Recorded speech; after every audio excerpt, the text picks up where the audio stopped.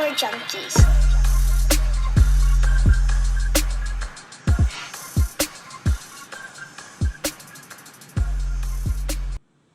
These pampered fucks on their podcast so early.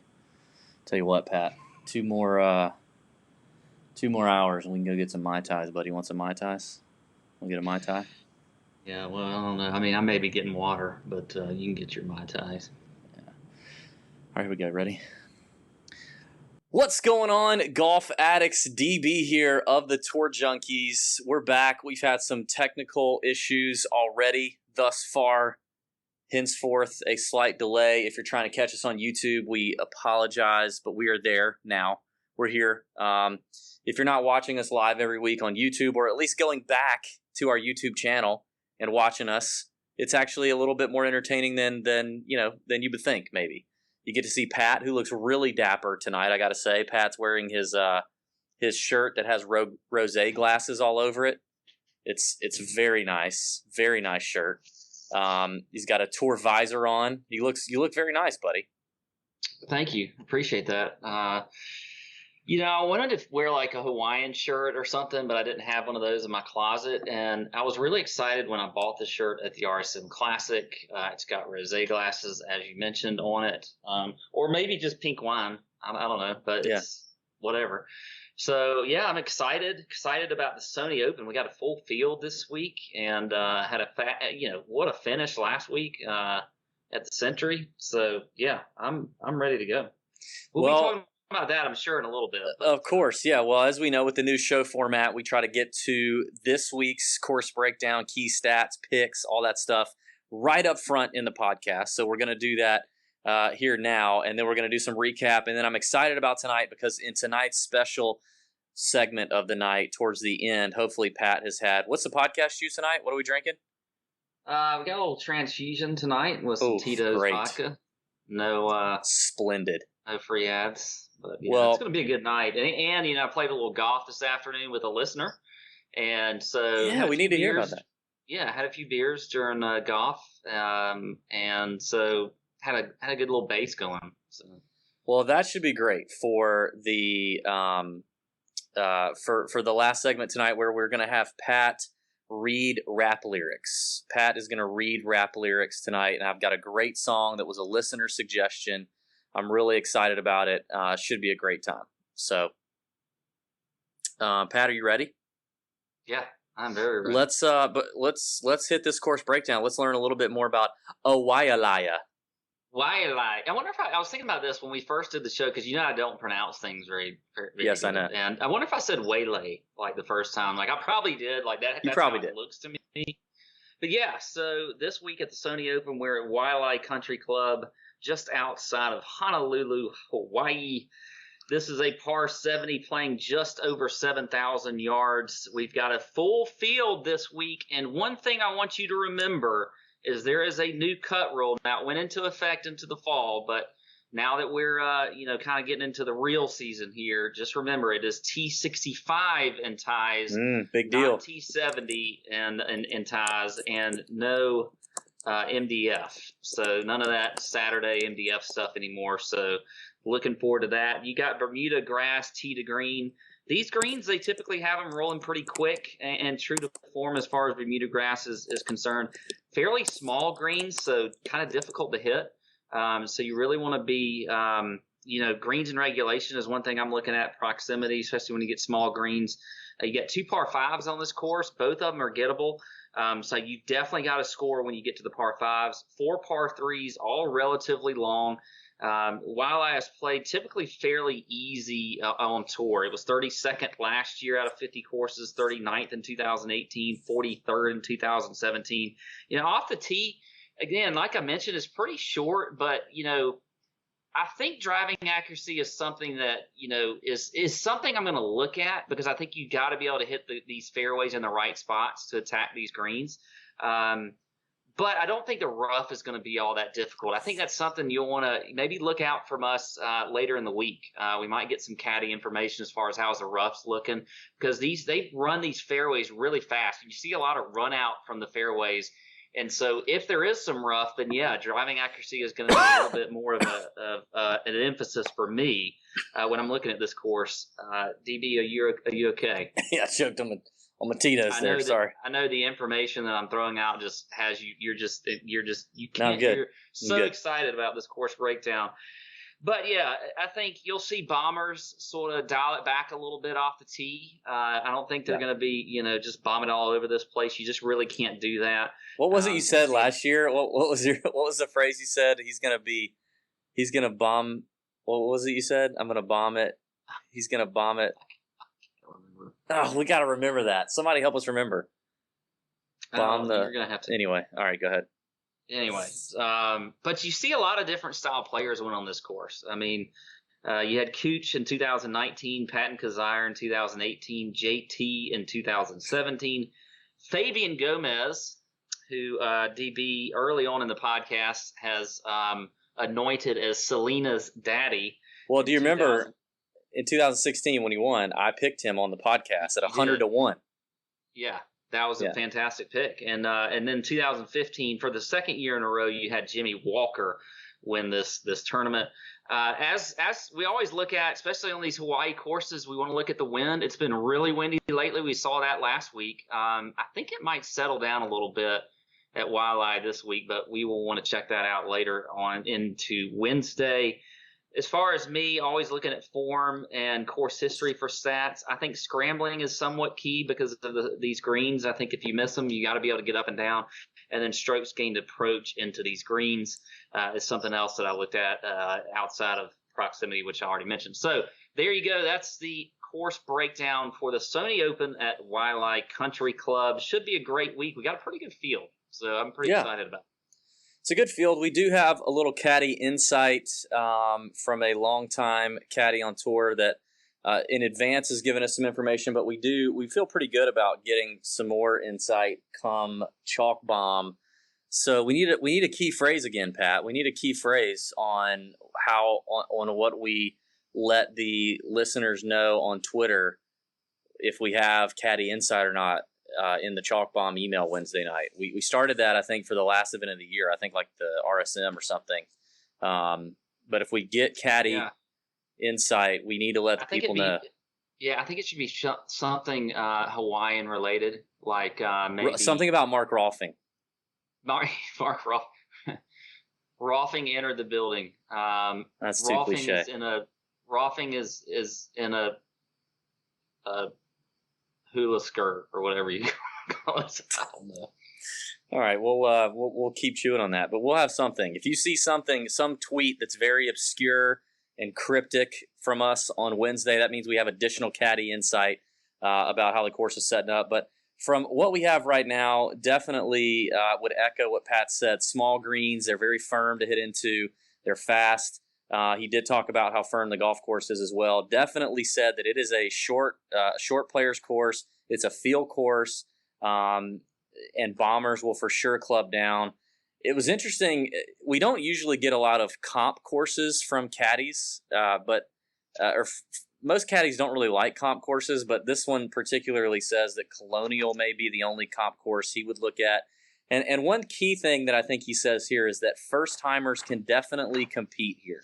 So, the golf course is in front of you. The greens aren't super tricky if you hit them. You just got to hit them, and you got to land. You got to, keep your ball on them as you approach, and then you got to be able to read, putt on Bermuda. But other than that, they're not that tricky. So he says that first-timers can definitely compete. So I think that's interesting. We've had 15 of the last 21 winners of this event have played Kapalua the week before. So there's a trend there.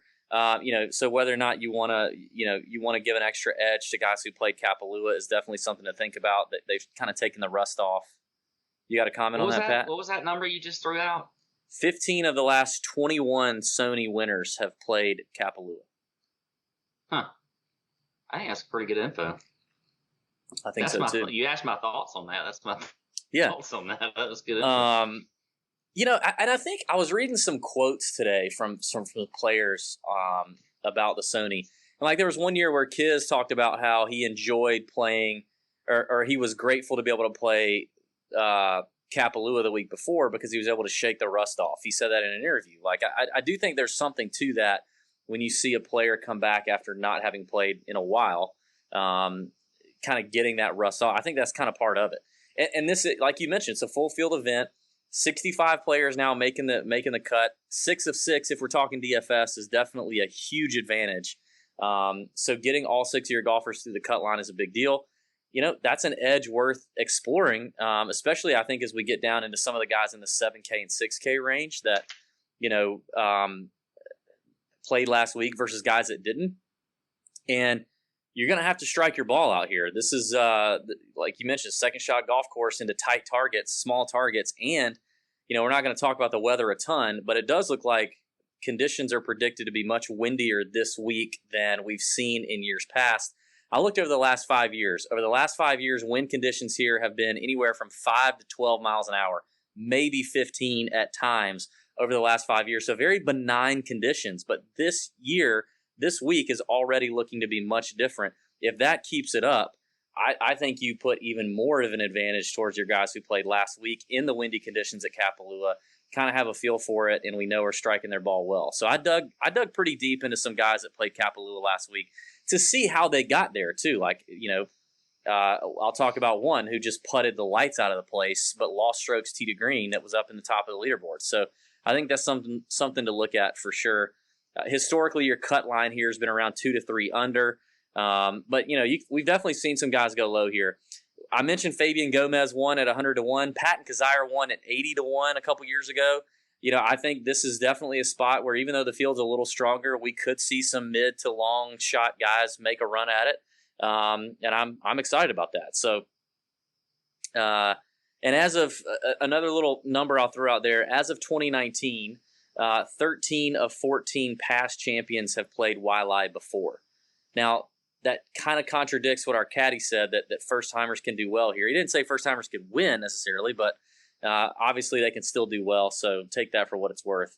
I'm really looking at, you know, ball strikers, iron players, excellent approach game, and then long-term last 100 rounds strokes gained putting on Bermuda, as I think this turns into a dart throwing and who can make the putts kind of competition. Didn't really weigh a whole lot of stats off the tee. That may change come Wednesday night if a caddy tells us, listen, the rough's grown up. You can't miss it like you used to. You know, whatever. That could change, but that's kind of where I'm at right now. And then I think one of the things too that you kind of allude to though is from a strategy standpoint. Yes, you know, we have seen. I think this is, like the caddy said, a course where first timers can do well.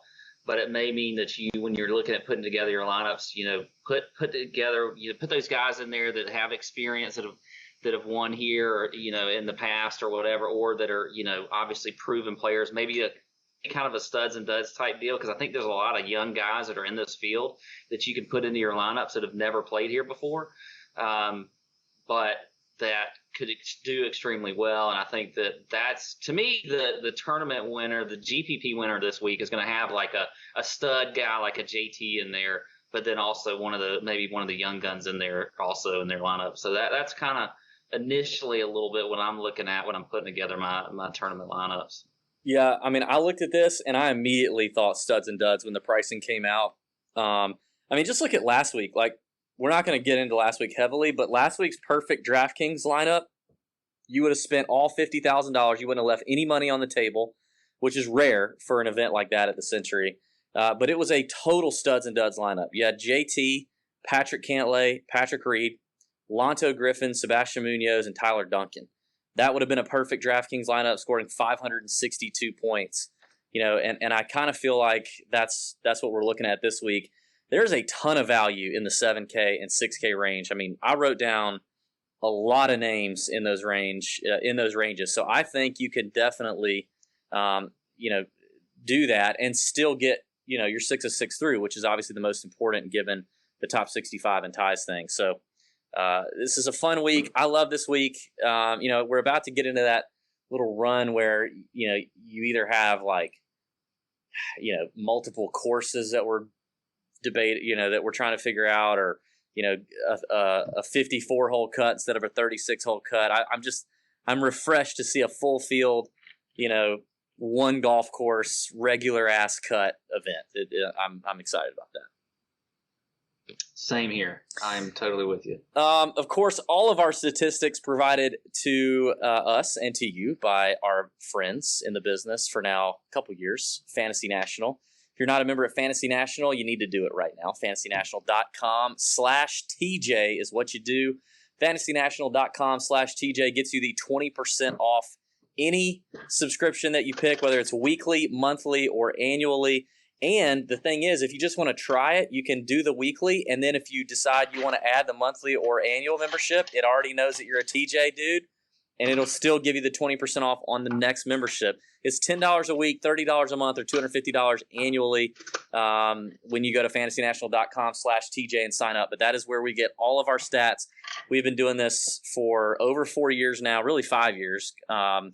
There's not a better stat engine, including the PGA Tour's website, or God knows anything close to it, that even compares in terms of stats, course history, recent form, lineup builders if you're into DFS, betting information, a simulator. It's got everything. Go to FantasyNational.com/TJ, hook it up. It makes us look good, and it'll make your screens greener and your betting tickets nicer.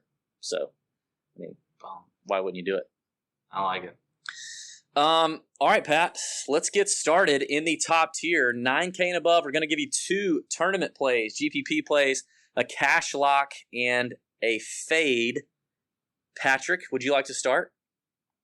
Sure, I will start. And I'm going to start at the very top with JT, Justin Thomas. You're going to spend $12,000 on Justin Thomas?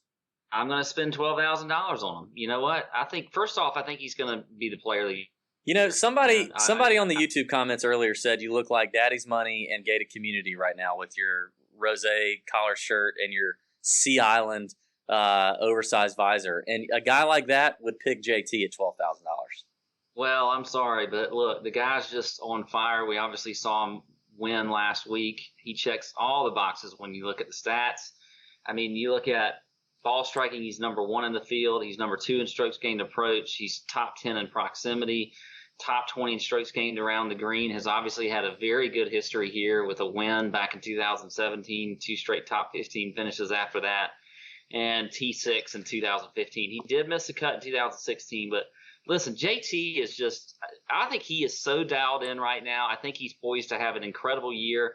I mentioned studs and duds earlier. I think there's a lot of value in the 7K range, even in that lower end, and in the 6K range, some of these younger guys that nobody's looking at. So I'm willing to play JT, even though he is that, he's $900 more than the next price guy, Webb Simpson. So I'm not going to avoid him this week. I am not. And so JT is one of my favorite plays. He's not the favorite play for me in this range, but that's what I'm going to start with is JT. The favorite play for me is a guy that has not played this tournament before, is a young gun, is a stud, and that is Colin Morikawa. Yes, at 10-3. I absolutely love him this week. Let's look at the stats for him. He is second behind JT in ball striking. He's first, right ahead of JT in strokes gained approach. 21st in driving accuracy. He's 32nd in proximity. You look at last week, he finished T7, had a pretty good round, I believe it was on Sunday. I like some Colin Morikawa. I think he's going to play well this week. I think he is, out of all the guys in this range, I could see him having a little bit lower ownership when he's sitting there sandwiched between last year's champion Kuchar, Hideki right above him, Patrick Reed right there, who's been playing fantastic, Webb. All of those. So he may get lost a little bit in the ownership here in this range. So Colin Morikawa is going to be my second guy that I like as a tournament play this week. What about your cash and your fade? Well, how about your fades? Yeah, go ahead.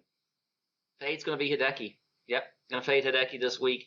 Doesn't have great course history here. I mean, when you look at the last 3 times he's played, he hasn't finished better than T27 in 2017. He was 51st last year, T78 in 2015. He's going to check all the boxes really when you look at stats, but he is not very good when it comes to strokes gained putting on Bermuda. He is 106th in the field, strokes gained putting on Bermuda when you look at his last 100 rounds. So I think I'm going to fade Hideki this week. And so there you go. My cash play is going to be a guy. He doesn't like the stats aren't going to pop for him, but he always plays well on this course. He is just the ATM, and he's a great cash play always, and I'm getting him at 9,100. You can probably guess Charles Howell at 9,100. Yeah, I can guess when you say 9,100. Yeah. Well, no, I mean, sorry. Cash play Charles Howell. So there you go. Okay. Those are my plays. All right. Well, I am not willing to pay $12,000. It takes a lot for me to pay $12,000. Now, if he was 11.7, no, not 11.7, like 11.5, I'd probably pay for him. But when I'm trying to get 6 of 6, I'm not doing it. If I'm going to go up here, I'm going to go to Webb. I think Webb is going to be actually a little less chalky here. I think he's going to be chalky. See, I don't think he is. In fact, I'll tell you this. I think Morikawa is going to be.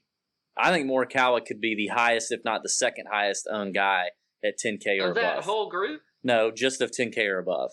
Just of 10K or above. But here's what I will say though. I don't think in this if you're playing DraftKings, I don't think this 9K or above range matters in terms of ownership.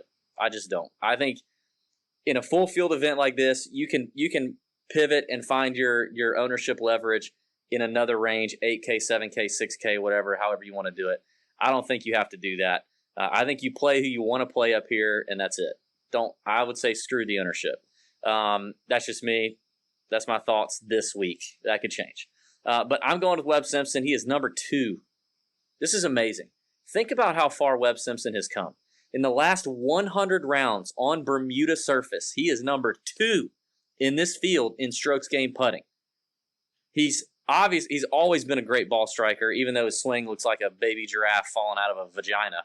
It's awful. But he's number 2 in strokes gained Bermuda.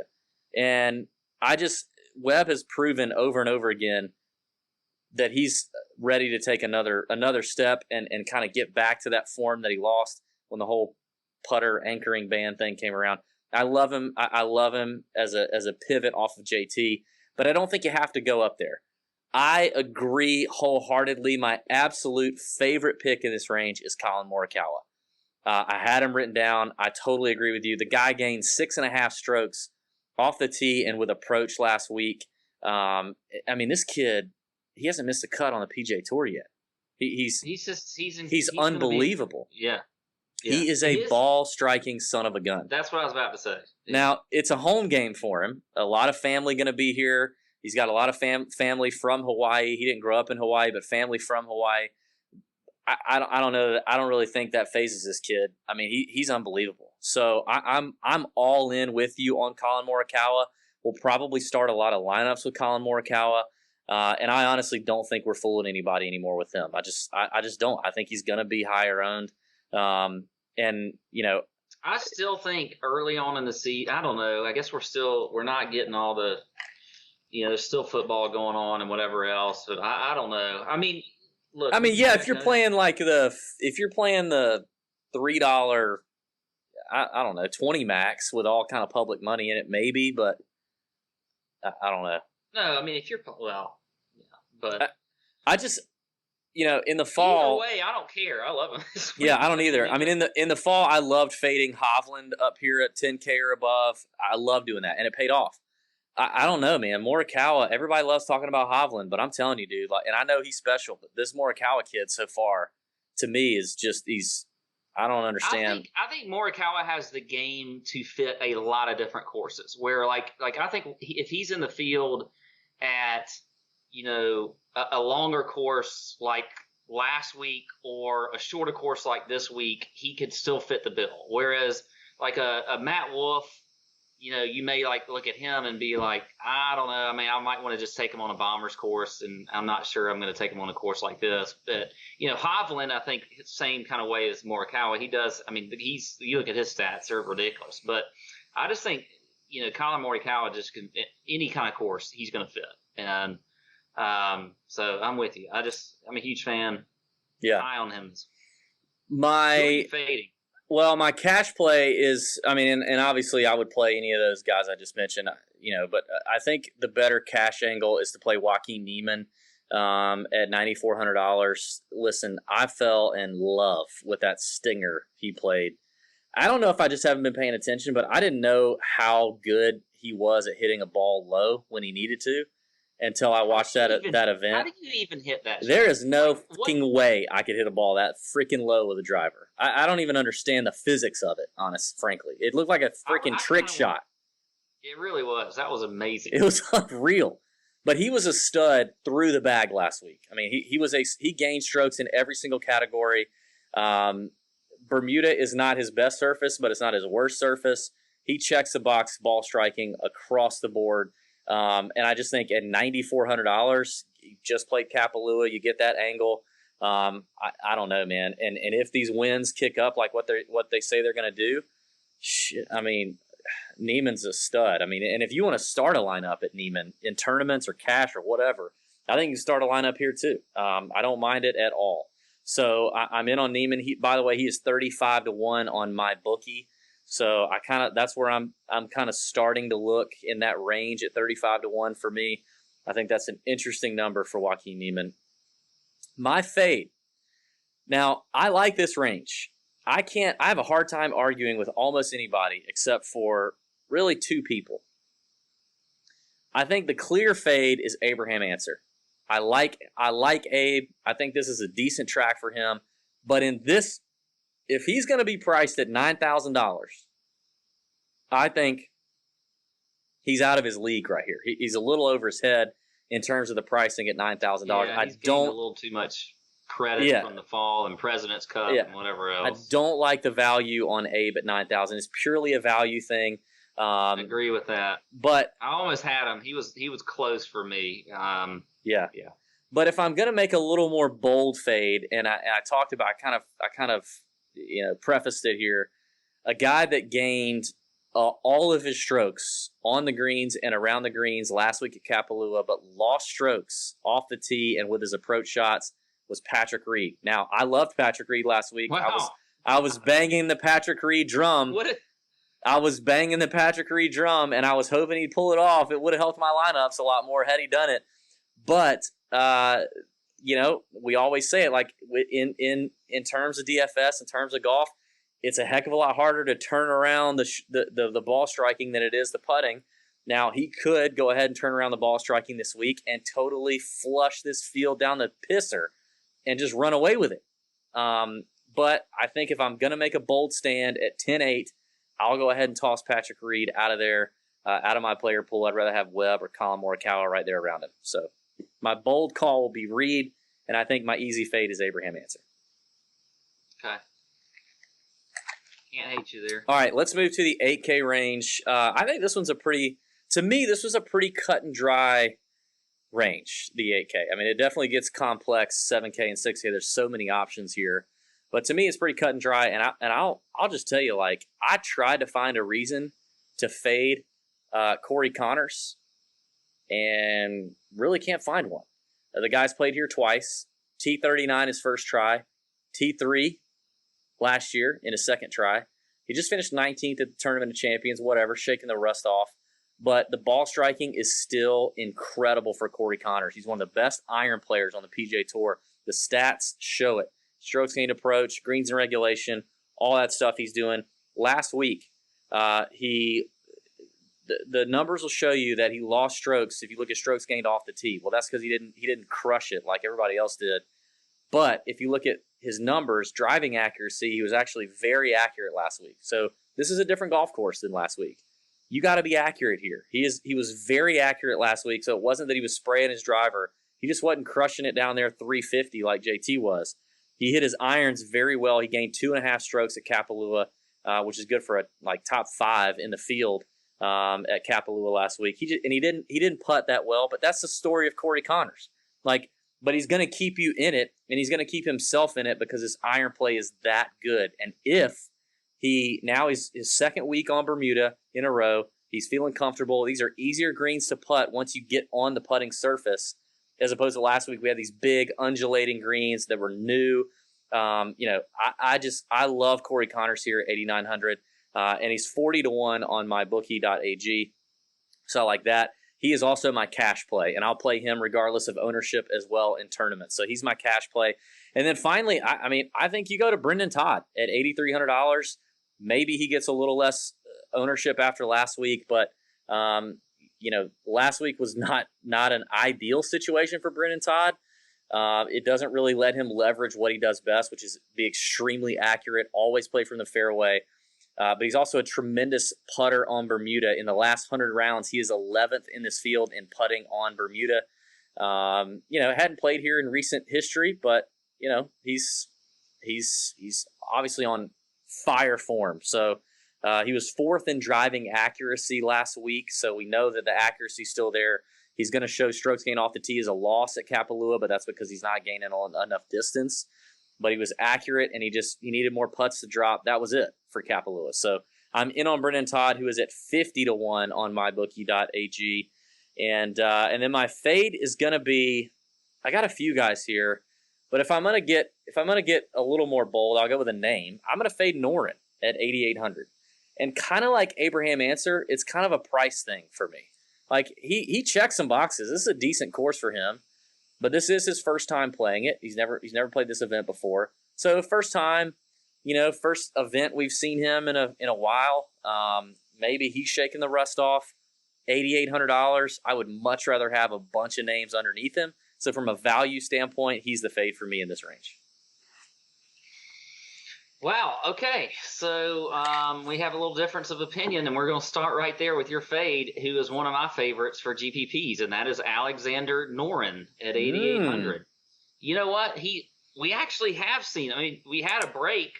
There was a break in there between the last tournament he played, which was the last tournament on tour, which is the RSM Classic, where he actually fared quite well. He finished top 10 there. So, if you look at his last 11 tournaments, he's made 10 of 11 cuts.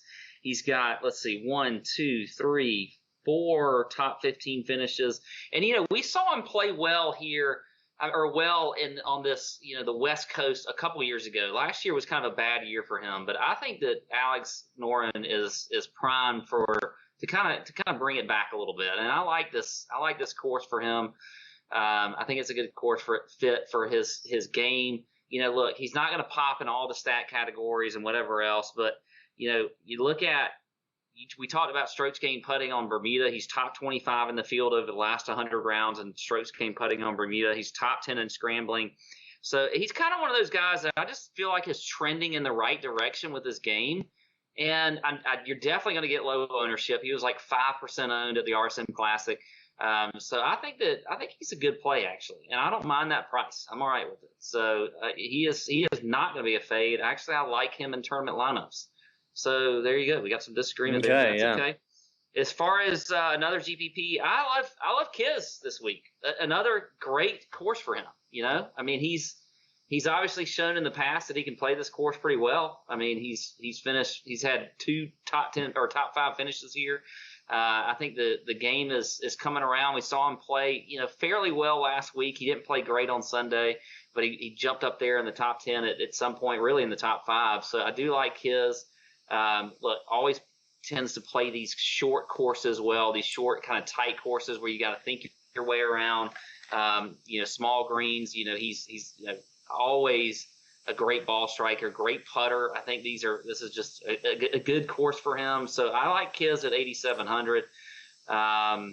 Cash play, and also I think GPP is. I don't know how you avoid Ches Reavie at 8,400. And you look at his, he's gained 35 strokes on the field in his last 5 times playing here. Checks all the boxes. You look at the stats for Ches. I mean, he's top 10 in ball striking, 6th in strokes gained approach. He's 6th in fairways gained. He's number 1 in the field in proximity. So I think Ches Reavie is just sort of a lock him in 8,400 cash play. I don't really see him missing the cut here or anything. And I think he can definitely, do better than, he's gonna at least reach value, if not better. So I do like some Ches here. I'm with you on Brendan Todd, and he was another guy. I was kind of between Kiz and Brendan Todd. Todd's just been incredible. I mean, it's hard to avoid him. So I'm with you there. The fade for me is going to be Sneds. Just I don't know. He was one I had written down to fade. I'm with you. We haven't seen a whole lot of him lately. He didn't play all that great in the fall. Doesn't really check the boxes all that much as far as stat categories are concerned. I do, he does have a decent course. He finished, 16th here last year. He was second in 2016, but I don't know. I think Sneds I want to see a little more out of old Snedeker before I'm going to play him. And I know we get to the West Coast, Sneds he's always popping for us. But for me this week, he's going to be a fade. Hey, so a really sharp listener and very well-known TJ supporter, Mr. Marcus Miklovich, our boy Marcus, he's been following us for a while, brings up an interesting point with Chez. And this is something to think about. Do we fade him due to the PXG curse? Because he just signed with PXG. Now he's hitting PXG clubs, and he goes out in his first event last week, finishes 27th out of 34. And okay, let's talk through this. I've already mentioned this a couple times with a couple other names. If you look at strokes gained stats, you're going to see strokes gained off the tee, and you're going to see Chez Reavie lost over 4 strokes off the tee.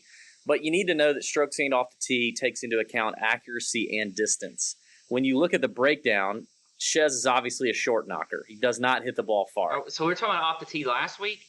Yes, he finished. Okay, on a very different course. Hold on. I'm getting there. Hang on. He finished almost dead last in distance, which is why he gets the -4. I'm educating the listener here, Pat. I'm not lecturing you. Calm the hell down.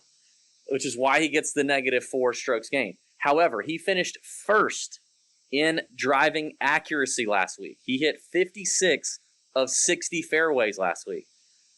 Now, obviously, those fairways were freaking massively wide, but those fairways are incredibly wide. But he didn't finish. He didn't finish T1. He finished number one. He hit more fairways than anybody else in the field with a PXG driver. Now, Chez is typically known as also a pretty good iron player. He was absolute baseline on strokes gained approach last week. So I don't know. I think it's kind of the jury's out with PXG and Chez Reavie. But I do think that you can make a case for PXG being the detriment of some players that have switched when you look back at it. I mean, I think we've seen some guys fall off. We've also seen guys play well. I mean, Billy Horschel's a guy who's played well on PXG. But I think you could make an argument for a few names that PXG has just not been great with. So I just think that's interesting, something to watch. I'm not arguing with you. I like that he brought up that point, I think, because I did notice that he did. I noticed that he switched to the PXG irons. By the way, after day one, when DJ was hitting the new TaylorMade Sim driver and hooking the shit out of it, I was like, hey, can we get an M5 ASAP to Hawaii? But then he figured it out. He got it worked out, but that was ugly. Yeah, but I do think there could be something to the PXG thing. But look, I feel like these guys are smart enough and self-aware enough that these are their careers, that they're not just going to switch clubs for any sort of, whatever. I mean, they've been testing them and doing whatever, so we'll see. But Reavie's just okay. I feel like you could put any club in that guy's hands, and he's going to be a ball striker. Well, he's going to hit it straight. Yeah, he's going to hit it straight. Yeah. I don't hate the picks. I obviously disagree vehemently with Noren. Kiz, I don't hate. I looked at Kiz for sure. So anyway, all right, let's move on. Let's get to the 7K range. We're going to give you 3 guys here. Is that what we're doing? Or 2? 2 cash. 3 guys. 3 guys. 3 GPPs, 1 cash, and 2 fades in this range. All right, well, I mean, I got to go to a guy who played last week, which obviously we saw. The numbers show tends to pay off. I'm going to go back to Lanto Griffin. We talked about him last week. Lanto was chalk last week. He may be chalk again this week. Frankly, Scarlett, I don't give a damn. He finished 13th. He played pretty solid. He had his iron play last week, and his scrambling was tremendous. He just didn't putt that well, but that's Lanto Griffin once again. And a lot of people, Lanto's a bomber. He is a bomber, so last week's course fit him a lot better. But I was pleased to see actually how good his iron play was last week, and I think that will pay off for him here. And I like that we get him at 7,500 for a guy who played last week, for a guy who finished 13th last week, for a guy who just won in the fall. I think it's a pretty good price break relative to guys above him. So I like the value that Lanto brings at 7,500. Obviously, he's not played here before, or actually, he did play here a couple years ago. Finished 58th. I don't really care about that, honestly.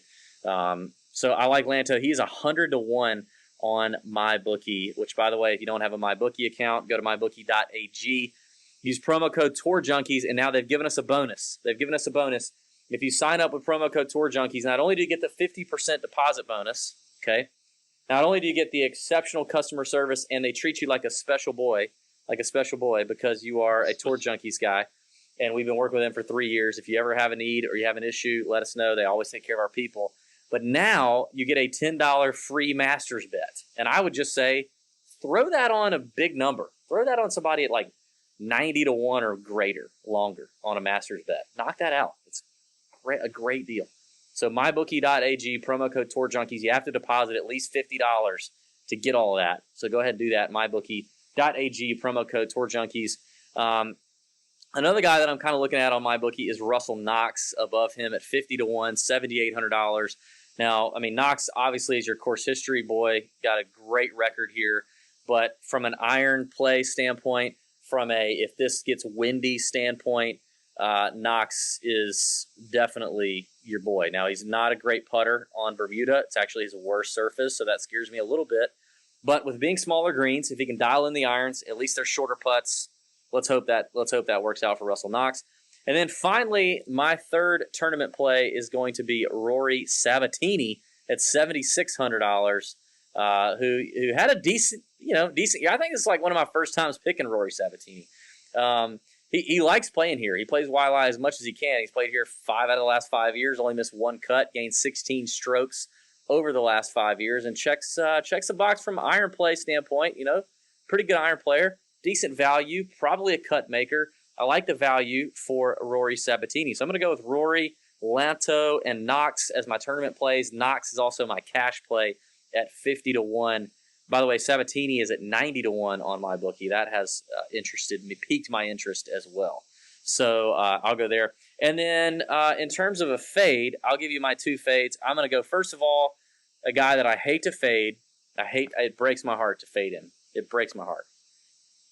It's a friend of ours. His name is Joel Damon. Now listen, I hope I'm wrong. I hope I'm wrong.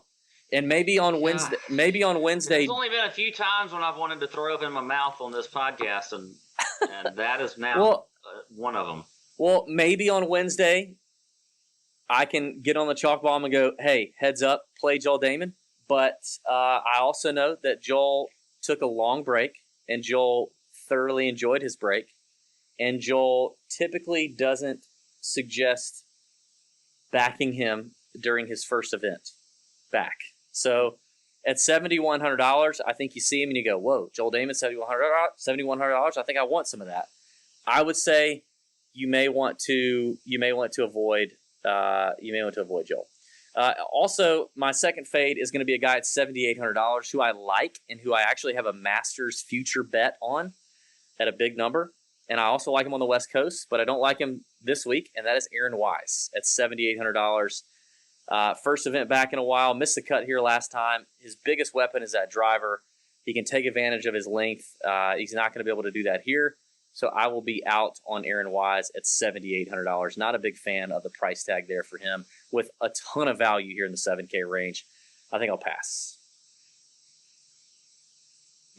All right, I'll start with that since we're talking. We've got a little bit of agreement here in this group, so we'll kind of breeze through a little bit. But I am with you. Aaron Wise is one of my fades as well. Just not big on him this week. Hasn't really been in good form. Doesn't have really good history here. So I'm not on some Aaron Wise. I mean, last time he played here, he missed the cut. So I'm agreeing with you there. My other fade is going to be Kevin Na. That's an easy fade. It's an easy fade. He'll probably win. It would be the most Kevin Na thing for him to freaking win this golf tournament. Yeah. I'm telling you. He missed the cut in 17 or 18 the last time he played. What are his odds? Nothing better than a T28 finish, and he was awful last week. Na is just he's gonna win. But I swear to you right now, I'm about to place a bet on Na because I agree with you wholeheartedly. Like that motherfucker. Like throwing a bet, I might look at it. Let's look at my bookie right now. What is he? 100% deserves to be faded. 100% deserves to be faded. But I swear that mother. He's 100-1 on Kevin Na. Fuck! Throw a bet on him right now. I'm entering a bet right now. How much should I do? What should I do? Just do one unit, one of your units, whatever your units are. I don't even want to do a whole unit. 100-1. That motherfucker will win this event. I promise you. Okay.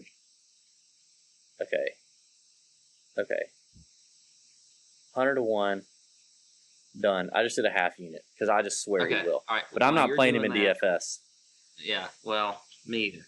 Also, you mentioned Russell Knox. He is definitely one of my tournament plays. I love him this week. I think good price, 7,800, good form, everything, all that you said. Another guy I thought you might mention right at the top of this range is Brian Stewart. It's 7,900. The CPA. The CPA. I mean, he's top 10 to the last two times he's played here. You look at the stats. He is second in the field in driving accuracy. He's third in proximity, top 25 in strokes gained approach. He's actually been in pretty good recent form. You look at his, last three events. He was top 10 at the RSM Classic, T23 at the OHL, which is the Mayakoba. He was at T51 in Bermuda, whatever, made the cut. But I think Brian Stewart's interesting here. So I like him at 7,900. Another guy I like. Your favorite guy. You love him. 7,400. He's gonna get back this year. Zach Johnson. 7,400. I love Zach Johnson. Look, this is a course for him. He's such a nice man. He's such a nice man. He's such a good guy. He's a nice boy. I've talked to him a handful of times. We've met Zach a handful of times. He's a very nice boy. Look, he had a terrible year last year. Missed the cut last year at this tournament. But I think PXG screwed him up. Actually, I think he's one of them. Is he off of PXG yet? Is he still on PXG? We need to check that. We need to DM Zach on Insta. He follows us on Instagram. We need to DM him on Insta and say like, "Hey, dude, when are you getting off of PXG?" Okay, well, if he is off PXG, I gotta be honest. The Tito's is starting to kind of work on me a little bit. I've cut back my drinking a lot lately, and so I literally only drink on Monday nights, and now I'm like starting to feel it. Who am I looking for? Zach Johnson and what clubs he's playing. Anyway, I'm asking you. You sound like you just had a damn mini stroke. Before last year, he was T15 or T14 in 18, T6 in 2017. What happened? Sammy Johnson. Listener, I need to get where I can see these damn. It's not on there. Listener Sammy Johnson just screen recorded me on YouTube doing something I shouldn't have. Thank you, Sammy. Oh God. All right. Anyway, go ahead. I'm not sure I'm following, but anyway, I just feel like Zach could have a good year. Oh, and God. I think he showed a little bit in the fall. Let's see if Zach's still a PXG soldier. I don't think he is anymore. I feel like he's not. I feel like he left PXG. Anyway, okay. Look at stats still. I mean, he's 23rd in the field in ball striking, 22nd in fairways gained, 12th in proximity. I think we could see a good week out of Zach. So I like him. I'm about to DM him and ask. You're doing all this in the middle of the show. Like you're doing Pat things. Like things are distracting you, and you're not staying on task. Because we got the 6K range here coming up. Okay, I'm ready. All right. Did you finish? So, I finished with Zach. Was my last GPP play. So you ready for the 6K range? Yep. Who you got? All right, so I got a couple guys here, and I will start with my highest price guy at 6,800. A guy I liked last week, Tyler Duncan. Just look, been playing fantastic. He's 10th in the field in driving accuracy. He's 13th in proximity. Had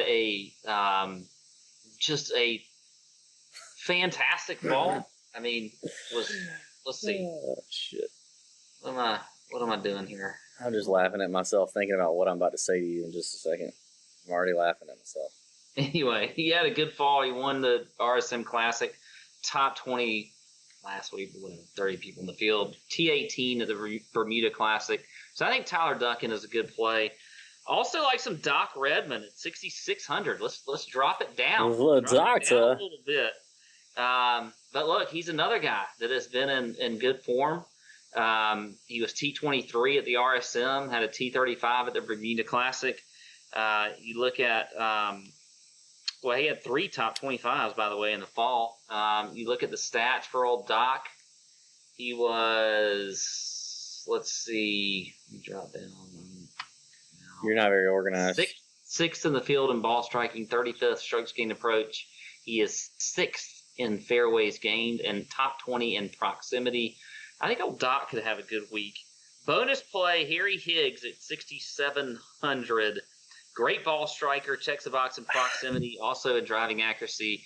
So I like some Harry Higgs. That's sort of my bonus flyer play. Like I think like if you just want to, you're going down here and you're looking for a kind of a good potential high upside guy that can score some birdies. I like some Harry Higgs there. I almost wrote down Harry Higgs, and then I asked myself, I got really introspective. Are we playing Harry Higgs because we just like Harry Higgs? No, I think he's a very talented, good golfer. I took him off because I don't know. The fact that you just made it through the $6,000 range without mentioning Bud Cauley is a damn Christmas miracle. It's a Christmas miracle. Yeah. The fact that you I got to be honest. Did you not see him? I knew it. I knew there was some reason you didn't mention Bud Cauley. I knew it. I freaking knew it. When I saw the prices come out and I saw Bud Cauley in the 6K, I was like, freaking A. Pat is the image, the South Park image of the guy that goes all over his computer. Like, that's you looking at Bud Cauley at $6,900. How excited were you? You know who I like? You know who I like, David? I like Bud Cauley. Bud Cauley. I mean, look at him again. Look at him. Look. I mean, just looking. I mean, I can't believe you didn't do that. I don't know. He didn't pop when I'm looking at everything. Well, because you didn't look. You missed him. You missed his name. Well, that ought to tell you right there that I don't just sit there and look at names. I'm looking at there's actually some things that I'm looking at besides name. All right. You look at names, Webb Simpson. Hey, come on. You're more of a name guy than I am. Okay. But I would love our listeners, whatever, Twitter followers to say, who is the more of a name guy? It is not me. Are you speaking into the microphone? What are you doing? God, what are you doing? Are you bartending over there to like a number of people? Why does it take you so long? I'm bartending to myself. Jeez. All right, I'm going to give you 5 guys in this range I like. 5 guys? I like this range. All right, I'll make it snappy. Adam Long and G-Mac both played last week. Both did okay. G-Mac, 3rd in strokes gained approach last week. 3rd at Kapalua. Iron play was good. Did not putt well, despite the fact that he's actually got pretty good long-term Bermuda stats. He's a great win player. He's super cheap. Love G-Mac at 6,800.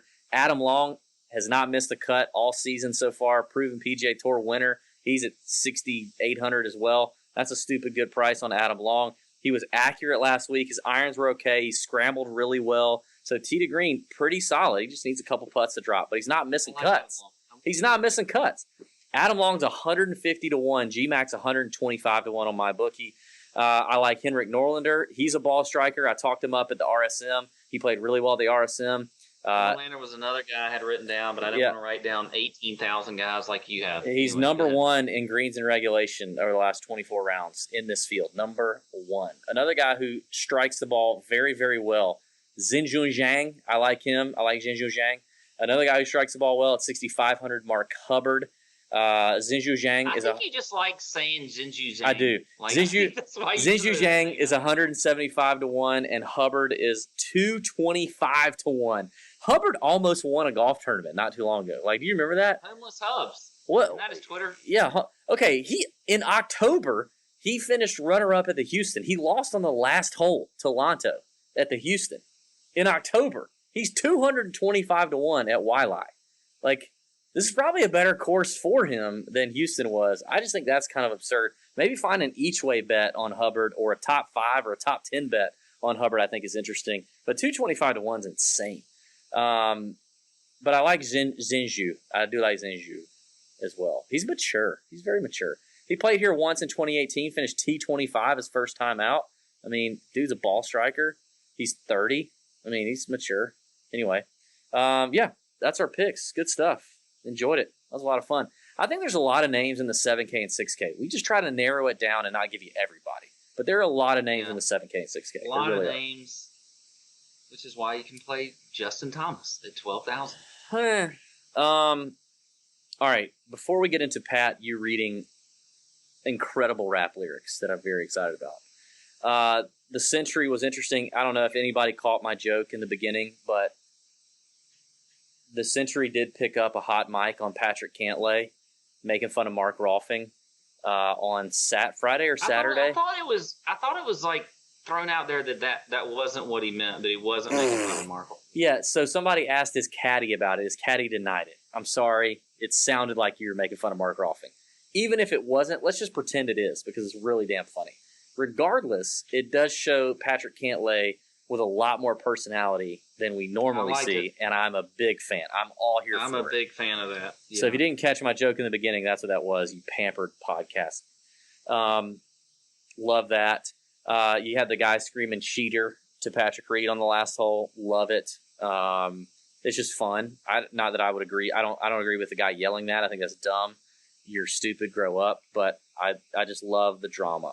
The drama is amazing. The playoff was lit. I wanted Reed. You wanted Xander. Good call on Xander, by the way. Yeah, 2 of 3 outcomes would have been really nice for either one of us, and Justin Thomas won. So there we go. I thought I was being a little bit bold by saying Xander would go back to back and win. I mean, Xander missed 3 putting from 35 feet on the last hole.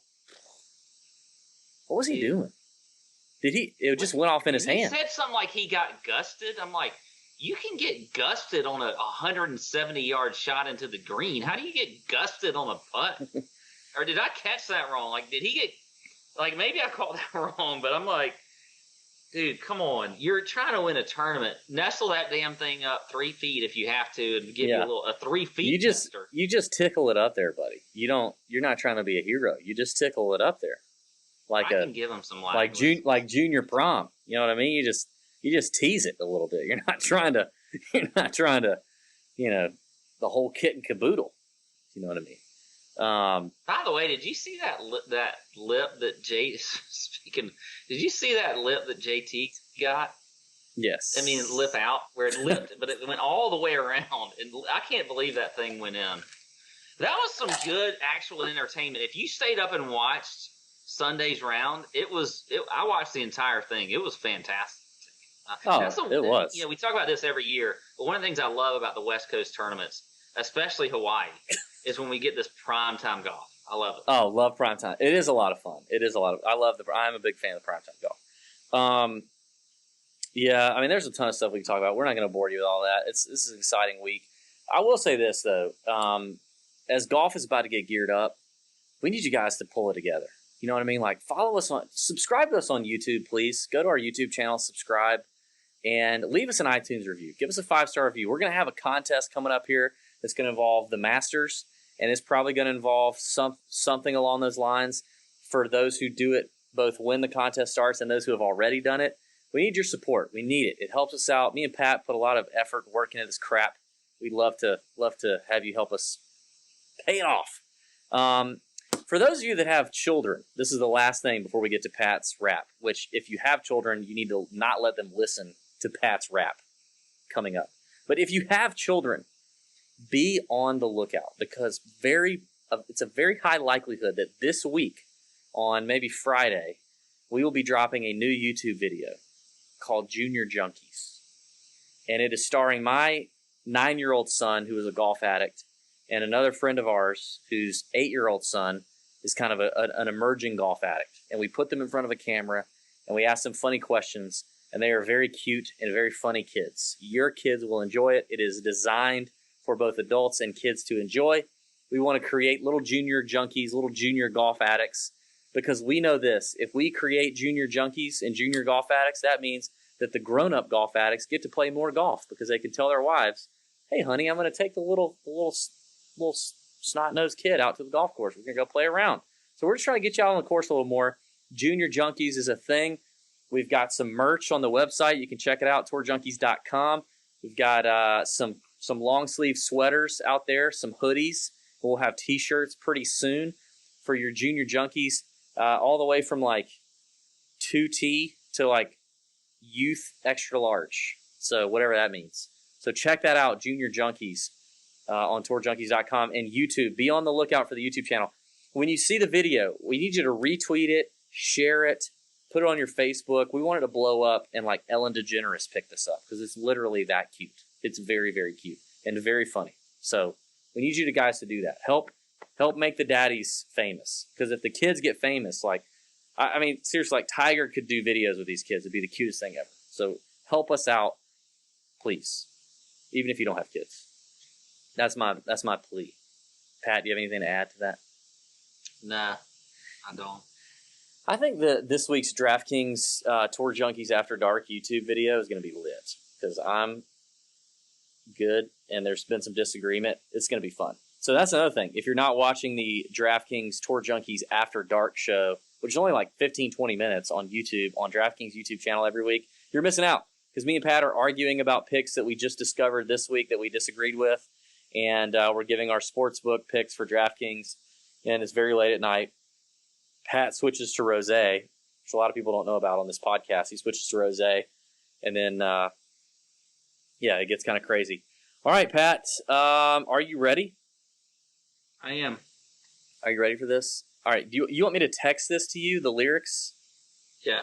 Let's it's a lot of. it to me. Okay, it's a lot of lyrics, but okay. All Oh right, my God.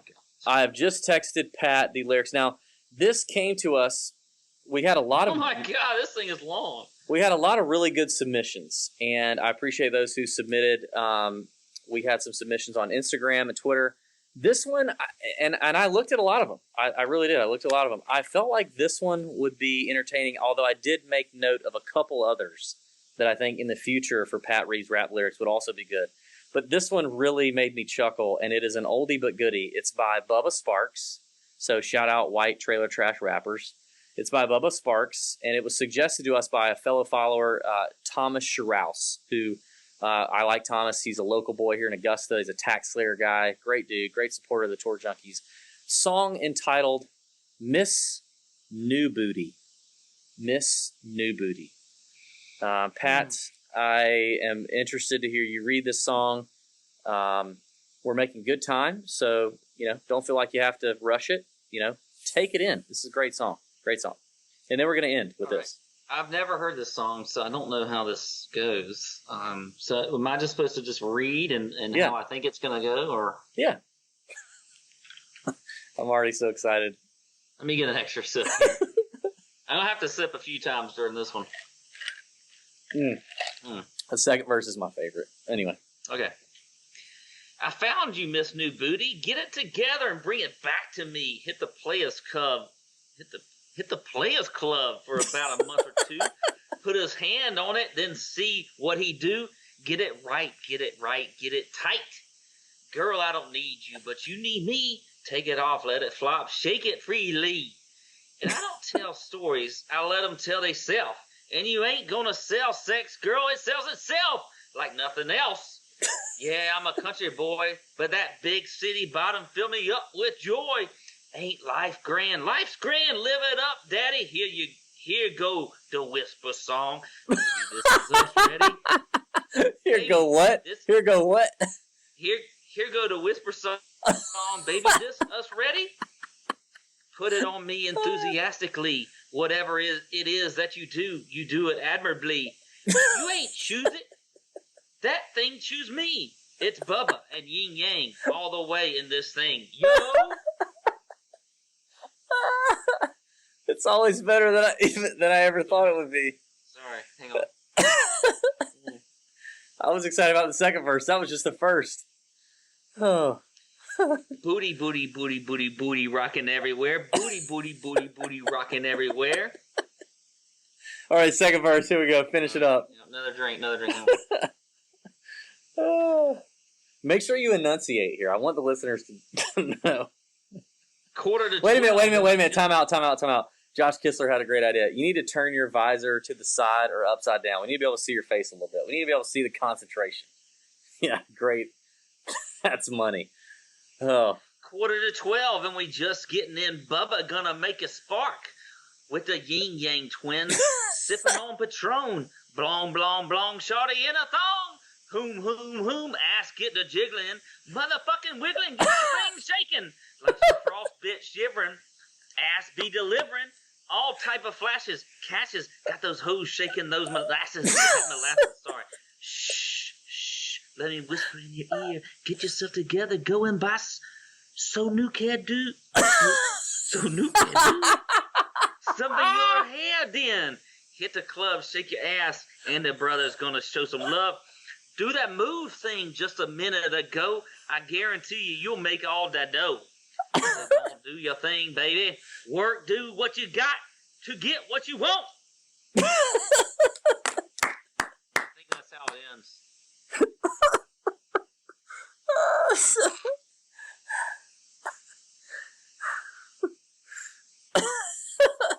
What's up with these lyrics? They're freaking crazy. It really is so much better than I thought it would be. Like, I knew it'd be good. I didn't think it'd be that good. Literally, if you can go back and find the episode that we did where you did this the first time, because this is only the second time, but if you go back and find the episode where you did this the first time, your cadence is exactly the same. You say it exactly the same. You do not waver. It's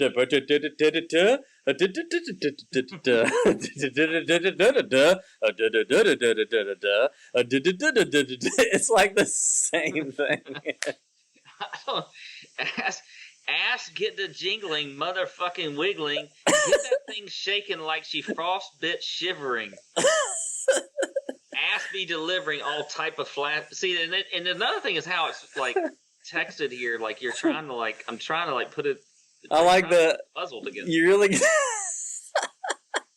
you got messed up on the get yourself together. You got messed up on that line in the second verse. Get yourself together. Get yourself together. Going by so new hairdo something with your hair, then? Like what? I was like, at first I was like, is this even? Did you even like? Copy this correctly? I did. I copied it right off of accurate Apple Music lyrics. God, that was amazing. You need to go, hey, here's what you need to do now. You ready? In the break between this and TJ After Dark, you need to pull up the song on Apple Music and do an Insta story videoing yourself listening to it. Not rapping it, but like just listening to it and like hearing the cadence for the first time. Okay. While you also read the lyrics. You know what I mean? Okay. I'll think if I got a lot to do during this. That was so good, man. I appreciate you doing that. That really is one of my favorites. We might have to do this more often. I don't know. Or do we just keep it special? It's very special. I think it needs to be a special. If a listener could remind us which episode the last one was in, that would be fantastic. Because I don't remember. So that'd be great. All right. Thanks, everybody. May your screens be green. Have a great week. Thank you to all the YouTube viewers. Appreciate you guys. You are the best. Remember to subscribe on YouTube, subscribe on iTunes, Spotify, rate and review. We'd appreciate it. Love you guys. May your screens be green. See ya.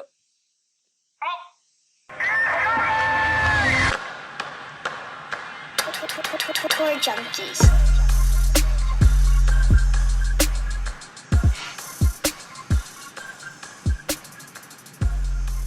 I don't know, man. It still may not be over on YouTube yet, so we're just waiting. I'm getting the pinwheel of death on my Apple machine here. So, if listeners can hear on YouTube. Okay, yep. If listeners can hear on YouTube. Extra content right here. Appreciate you guys. Thanks for watching. Pat, you're amazing. I'm so glad I found you.